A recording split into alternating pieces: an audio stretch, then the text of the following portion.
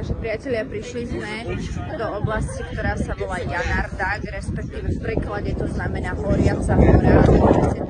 Táto horiaca hora za mnou, schválne som vám to chcela takto zblízka ukázať, aby ste videli, že naozaj nie je to žiadna hora. Je to niečo menšie, ako evokuje ten názov. Ale je pravda, že kedysi dávno ten názov je už starý, pred niekoľkými stovkami rokov.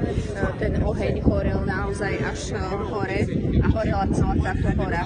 Spomínam ešte napríklad po svojich cestopisoch aj Marco Polo, takže je to veľmi stará záležitosť. A vlastne horí to preto, že sú tu naozaj všade veľké náleziska zemného plynu, ktoré tu horia. A je to nielen tu na viacerých miestach. A keď si to spojíme vlastne so zoroastrianskými chrámami, ktoré sa nachádzajú v okolí,